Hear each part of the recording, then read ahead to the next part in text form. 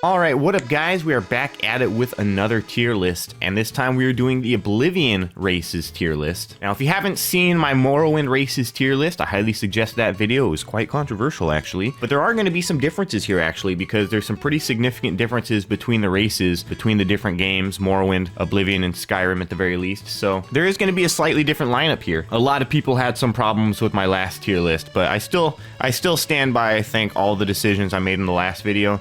Hopefully you guys like the decisions I make here a little bit more than the last video. So anyways, let's just jump into it. And I think this time we're gonna go purely on an alphabetical order, just to kind of keep things consistent, I guess. So first things first, we have the High Elf. Now, very similarly to Morrowind, I do consider the High Elves to be the best of the magic classes in the game. So if you were trying to make the ultimate mage class, in my opinion, for either Morrowind or Oblivion, your High Elf is going to be your best option. So first things first, right off the bat, a major difference between Morrowind and Oblivion is that in Oblivion, the base player speed is actually based on the height of the character, whereas in Morrowind, it's based on the weight of the character. So while the orcs are the heaviest character in Morrowind, making them the fastest character in Morrowind, High Elves are the tallest race in Oblivion, making them the fastest race in Oblivion. So for any given speed or athletics level, the High Elves are going to be faster than every other race in the game, so that's already a pretty good point for them. The main thing that you'll find very useful about High Elves is that they have the highest Fortify Magicka of any race. They start with an extra 100 points of Magicka, which I believe is 50 more than Bretons. Yeah, Bretons start with 50. So that's going to be really the main thing there, is the Fortify Magicka. As far as a mage build goes, you're pretty much limited by your Magicka. Like, the strength of spells you can cast are directly related to your Magicka, and then of course how many times you can cast that without having to heal or whatever. So for that reason, they're basically the best mage class in the game, because they can cast the best spells because they have the most Magicka. They do also have a pretty hefty resist disease of 75%, which I believe is actually a lot more useful in Oblivion than in Morrowind. So that's a really good one, so you don't have to worry about the occasional rat giving you AIDS or whatever.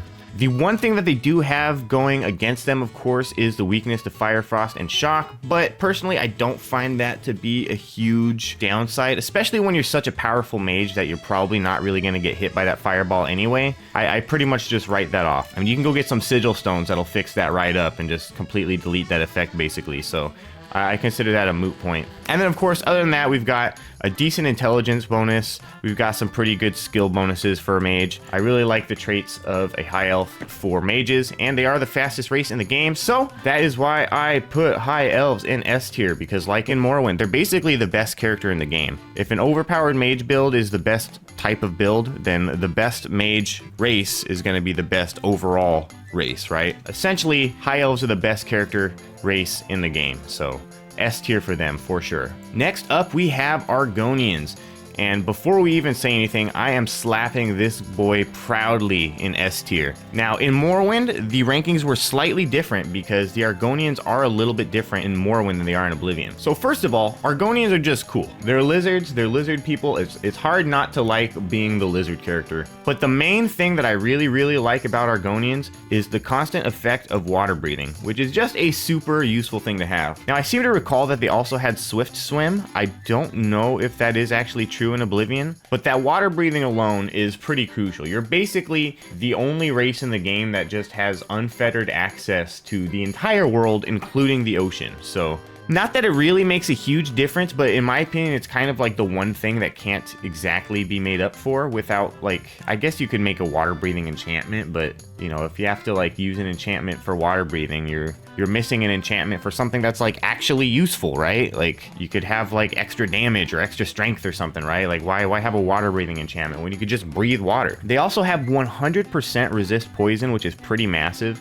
And they also resist diseases 75%, which is damn near 100%. If you got a sigil stone with resist disease 25%, you could just resist all diseases with one simple sigil stone. So You resist water, you resist poison, you resist diseases. I mean, not like the best resistances in the world, but like as far as the strength of those resistances, they're pretty much unmatched. Like invulnerable to water, invulnerable to poison, and damn near invulnerable to disease. Pretty hard to beat that. Plus, they're awesome because they're just, you know, lizard dude or whatever. They do actually start with a pretty good speed and agility bonus, which is nice. They do, of course, lose a little bit of endurance. Skills are kind of meh, whatever. You know, you start with some athletics bonus, some security bonus, and then alchemy, blade, hand-to-hand, illusion, and mysticism. So they're kind of like a really weird mixed class. They're like somewhere between an assassin and a mage or something like that. Really weird combination as far as skills are concerned, but as far as their overall traits and special abilities, I really like the Argonians, and they're just overall really cool. So of course,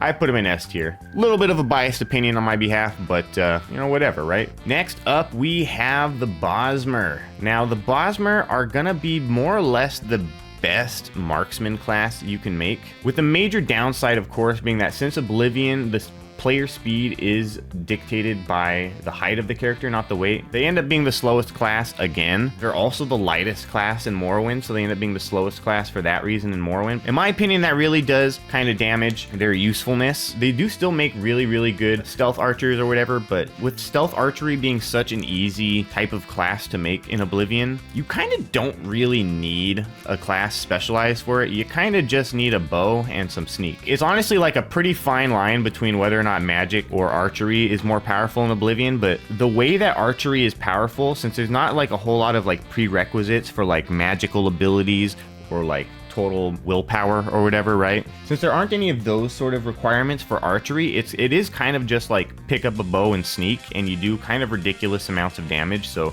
you don't really need a race that tends itself to that build. You can kind of just do that build with any race and it works really well. So they kind of lose a little bit of edge in that aspect, that like even though they are the best for an archery build, it's so easy to make a good archery build that you kind of don't even really need something that leans towards it. And then of course the speed bonus is a little bit of a downside as well. So while they are a really good race, we are going to put them in A tier this time instead of S tier. I believe I had them in S tier for the Morrowind build. Still really good, just not quite S tier. Now for everybody's favorite, at least this was everybody's favorite in the last video, it was the Bretons. Much like in Morrowind, Breton is pretty much, it's not even pretty much, it is the only race I've just like never chosen. I've never been a Breton, never really seen the need to. They don't really seem to fit any sort of niche that I would ever play as. Once again, I am going to put them in F tier, and I'm going to go into the explanation a little bit. They kind of didn't really need to exist, honestly. It's like they just wanted to throw in another human character, and they're like, all right, well, we got like the Berserker, we got like the sort of like normal dude, let's throw in like a mage guy, I guess. But then he's like hardly even like an actual mage. He's more of like a conjuration, like restoration mage, so he's more so like a cleric or like a summoner basically, which like isn't bad. Like you can do some fun stuff with summoning. They do have a pretty hefty resist magicka of 50%, which is good, don't get me wrong, and I believe in Oblivion it actually is more useful than in Morrowind, because in Morrowind it only works for like certain types of spells. I believe in Oblivion it works for all the spells. Again, I personally think that having extra magicka is better than having resist magicka, because it's usually pretty easy to block spells, right? Chances of like reflect really being that big of an issue are pretty slim, and anytime it is, you pretty much know about it, so you just like throw on an enchantment for that one fight or whatever. But for the other 99% of the game, like fortify magicka 100 points is kind of the better option than being able to resist magic, especially when you're probably doing so much damage that the other person is probably not even going to hit you with their spell fucking ever, and you're just going to kill them in one hit anyway, so like why does it even matter? The greater power, you know, if it's like a once per day power, I kind of don't really care about it. It's like one of those things where it's like you kind of end up not using it because you don't want to waste it. That's how I treated all the powers. It was like, oh, I only get to use it once per day. I got to save it for that one niche scenario, and then I end up never using it. So, you know, if it's a once per day power, I kind of don't really care about it. I guess it's a pretty decent one, but you know, whatever, doesn't really mean much to me. They make a decent mage build, I guess, but you know, anything that you can do with a Breton, in my opinion, you can do better with an Altmer. They're gonna move faster, they're gonna do more damage, have more magicka, they actually have bonuses in destruction. Some people really like the Bretons. I kind of understand why they like them, but I also don't understand why they would necessarily pick them over a high elf. They seem to think they have really good reasons, but I feel like those reasons get pretty easily dismantled by the fact that like having more magicka and doing more magic damage pretty much wins against resisting magic every single time, because you're just gonna kill whatever guy is gonna fucking hit you with the spell anyway, so like why does it matter? They're not like that bad of a race, but I always gotta put them in F tier just because they're such a dumb race. I mean, I've never used them for that reason. It's like they're not really that great for anything. If I'm gonna be a mage build, I'm probably gonna be doing some sort of destruction, right? So the fact that they don't have destruction at all is kind of a fucking mind boggle. Like, just fucking put it in there. What are you doing? Whatever, to each their own. I'm putting them in F tier again. Get mad. Next up, we have the Dark Elf. And Dark Elf has always been one of my favorites. They're kind of just like a really nice all-arounder type of race. I've always described them as like the jack of all trades. There's nothing they really can't do. They're pretty much set up to be able to do anything you want, whether it's a mage build, some sort of melee build, or some sort of stealth build, right? But yeah, you know, we've got plus 10 to blade and destruction, which is huge. Not only do they just have like a really good bonus to blade for a nice warrior type build, melee build, but they also have that nice bonus to destruction, making them actually a pretty decent choice for magic. They do have some resist fire. You know, it's whatever. It's not quite as good as the resist magicka that Bretons have, but you know, if it's a fire attack, I guess you're gonna be good. They also have Summon Ancestor Guardian for 60 seconds on self once per day, which, you know, honestly, of all the greater powers, that's probably one of the ones I'm more likely to use just because it's a summon. It's like, oh, cool, summon this dude, fuck it, right? You also get the athletics bonus, you get light armor and marksman. And then you get the speed bonus, which is nice. You get a little bit taken away from willpower and personality. Not too big of a deal in my opinion. They're a pretty good class though. They can pretty much do anything you want them to do. Whether you want to be a blade man, a spell man, or a marksman, you're set. So anyways, I'll put this boy in A tier. Not quite an S tier. He's not like he's gonna be the best class in the game, you know. He's only gonna be like decent at all things. It's not like he's gonna be, you know, he's the jack of all trades, master of none. So like you can't really put a master of none in S tier. So I'll put him in A tier. He's a good class, but you know, he falls short in some areas. It's just whatever, it's fine. Next up, we have the Imperial, which is a pretty basic one. Kind of a weird one too. At least it was in Morrowind when I was like really checking out some of the skills. It was like, why did they even do that? But yeah, we have plus 10 to personality, minus 10 to agility and willpower, which is kind of interesting. Females, it's plus 10, it's the same basically, but they lose speed. Like, why? As for skills, they've got plus 10 to mercantile and speechcraft, which is like kind of a huge fucking waste, but like I guess it's kind of cool. They're basically like the talking race. Like their specialty is talking to people, right? They're not really good at like melee, they're not really good at marksman, they're not really good at magic, they're just really good at fucking talking to people. And it's kind of stupid. I don't get it. Yeah, you get plus 10 to mercantile, speechcraft, and heavy armor. At least you get some armor, right? You get plus 5 to blade, blunt, and hand-to-hand. So you do actually get a little bit of like a melee bonus. They are like slightly leaning towards melee, but like for the most part, they're really just leaning towards talking to people, which is really, really fucking weird. I don't get it. I really don't. Honestly, not putting this guy in F tier is kind of a fucking travesty, but I'm gonna put him in D tier just because it's something that I would actually use. Like I would never use a Breton, but like, you know, there's several times I would choose an Imperial just because, you know, it's a white guy.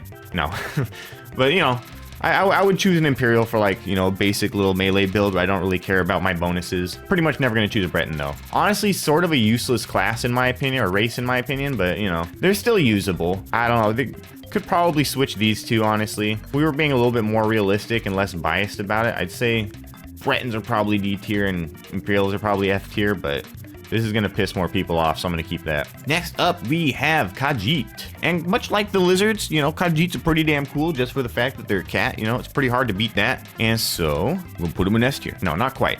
We're not putting him in S tier. I mean, he's not a bad class or anything, but he's not like, not super epic necessarily in any sort of way. We've got plus 10 to agility, which is cool. We get minus 10 to willpower and endurance, which is, the endurance is kind of ironic, I feel like, but you know, whatever. I guess cats aren't like endurance animals. They're more so sprint animals. As for skills, they're very athletic. We've got plus 10 acrobatics and hand-to-hand, plus 5 athletics, and then we got plus 5 blade, light armor, security, and sneak. So these are gonna be more of your like Nightblade type of stealth class. They're not really gonna be a marksman type of stealth class. They're gonna be more of like a Nightblade assassin type of thing. You know, obviously it doesn't have to be a short blade or a dagger. It could be any sort of sword, but that's gonna be the race you want to choose if you're doing like a little cloak and dagger type of build. You know what I mean? And I should have probably mentioned this when I was doing the Argonians, but unlike in Morrowind, the beast races are treated basically no differently than any of the other races. You can wear any shoes you want, you can wear any helmets you want, it doesn't matter. So there is not the negative negative side effects of being a beast race, because being a beast race in Morrowind is basically all negative, no positive. It's pretty bad. In Oblivion, it's just like being anybody else. You don't have any limitations, so you're good to go. And for that reason, they score a lot higher here in the A tier, because they're a pretty damn good race. They can do a lot of things really well. They're just like not necessarily the best race in the game, so you know, it's whatever. They're still cool though. Next up, we have Nords. Now, Nords are also another pretty good one. They are actually a pretty decent warrior build, more of like a berserker build, I think. So they can have plus 10 to strength and endurance, which is really good. You get the health and the strength bonus, which is everything you need for a warrior build. They get minus 10 intelligence, willpower, and personality, but honestly, that shit does not matter for a strength type of build. I think willpower, you lose a little bit of fatigue, which is unfortunate, but you know, whatever, right? As for skills, we got plus 10 for blade, blunt, and heavy armor. So they're going to be more of a heavy armor centric build. Block and armor, definitely both useful for a warrior build, being able to fix your stuff. And of course, you know, being able to block if you ever do that sort of thing. But yeah, pretty much just like your average sort of berserker build. You could be a blade guy or a blunt guy walking around with a big ass hammer. As for traits, we've got frost damage, 50 points on touch once per day. We've got woad, which is shield 30% for 60 seconds on self once per day. And then they have resist frost 50% on self constant, which is probably the only good trait they actually have. But you know, again, like how often are you gonna be coming across frost spells? I mean, it's not super uncommon, but like that's all it's gonna help you against, and it only helps you halfway. They're all pretty like throwaway traits in my opinion, so there's nothing really that great to write home about there. They're okay. They're not bad. I think I might put them B or C. That's the real question. They're either a B or a C race, that's for sure. They might move depending on how the orcs turn out, but I'm gonna put them in B for now. And then yeah, conveniently we have Orc up next. Now I feel like Orcs are quite similar to Nords. They're more of like the Berserker Warrior type of class. Plus 5 strength, which is pretty decent.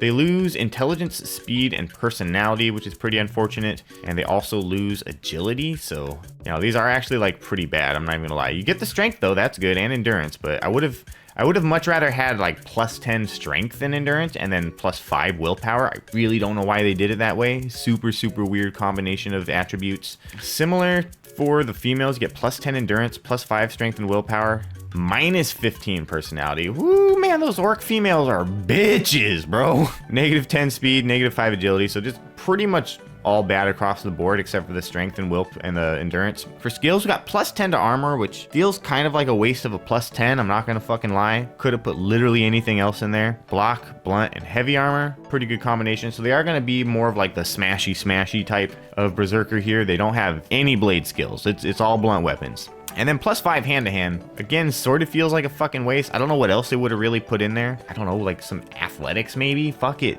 Like something useful, bro. What are we doing here, right? As for traits, we have Berserk. Allows all of the following for 60 seconds on self once per day. You fortify fatigue 200 points, fortify health 20 points, fortify strength 50. So it's basically like drinking a skooma in Morrowind or something, or like a Sujama or whatever, right? So it's a pretty actually good trait, even though it's only a once per day thing. In Morrowind, it was actually really bad because draining your agility in Morrowind makes it so you get knocked down a lot easier.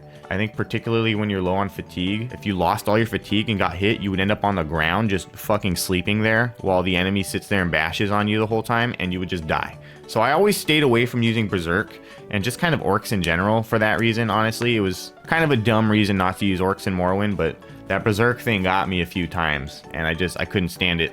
In Oblivion, though, that's not the case. They don't really have that staggering effect. So in my opinion, the Berserk trait is far more useful in Oblivion for that reason.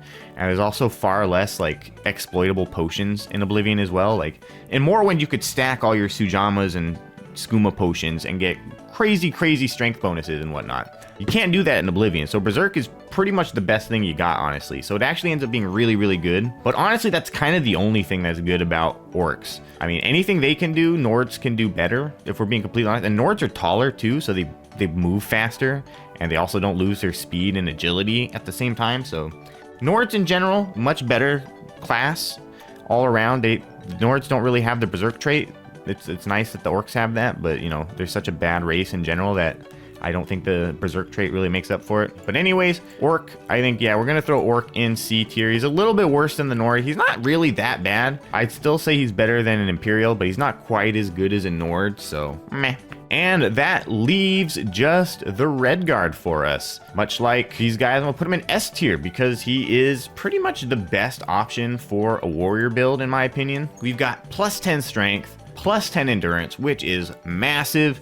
That's the best strength bonus and best endurance bonus you're gonna get in the game. I think the Nords actually have the same thing, but the plus 10 strength, plus 10 endurance is like the best thing for a warrior build. It doesn't get any better than that. You do lose some willpower, so you lose a teeny bit of fatigue there, and then you know, you lose a little bit of personality, whatever, you know. And then with females, it's pretty much the same thing, but no strength, and they get to keep their personality. So you know, those chocolate girls got their riz.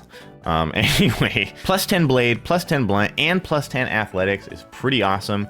You get to choose between blade and blunt, which I think, again, similar to the Nords. And then you also get the nice bonus to athletics. Plus 5 to light armor, heavy armor, and mercantile. Kind of a weird combination. I wish they wouldn't have thrown light armor in there. Seems a bit arbitrary in my opinion, but at least you get the bonus to heavy armor. So you've got your armor bonus, you've got your weapons bonus, and you've got an athletics bonus, which is pretty much all I would ask for in a warrior build, is some athletics, some armor, and a weapon, right? Adrenaline Rush is actually pretty similar to the Orc thing, now that I'm thinking about it. It's not quite as good as Berserk, but it's very similar. You get 60 seconds once per day. It fortifies agility, endurance, speed, strength, and health. Pretty damn good.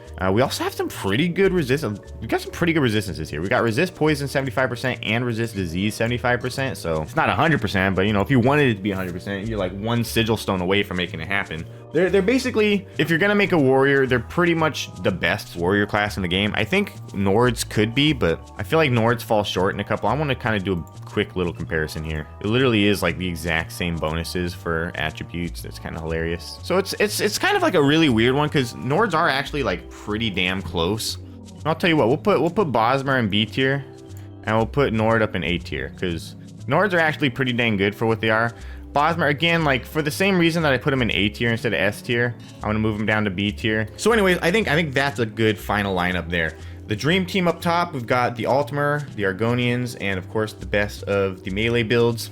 In A tier, we've got our nice jack of all trades Dark Elves. We've got the Khajiits just because they're kind of cool, and the Nords because, you know, they're actually pretty well matched with the Red Guards. They're just not quite as good as the Red Guard. Bosmer and B tier because they're still pretty damn good. They would be S or A tier even maybe, but you know, just the fact that they can be so easily replaced and they're the shortest, so they're the slowest, it's like, you know, pretty much anything else is better, technically. C tier, we've got the Orcs. They're basically just a worse version of a Nord, but like, yeah, I don't know. I don't really like them all that much. So they're C tier, fuck them. D tier, Imperials are a really cool race. I like to play them, but in all honesty, when you look at their skills, they completely fall apart. They make almost no sense, and they're kind of not really good at anything that you would ever want to do in this game, so they kind of suck. Bretons, F tier, just because they kind of seem like a stupid race. Never really played them, never really found a reason to. Anytime I've needed to make a mage build, I'm like, all right, let's do a high elf, or maybe even a dark elf. Like, in my opinion, even a dark elf makes a better mage than a Breton, but you know, whatever. Some people really like the Bretons, they like to do the mage builds. Again, I don't quite understand it because in pretty much every scenario, the Altmer ends up being better, which is why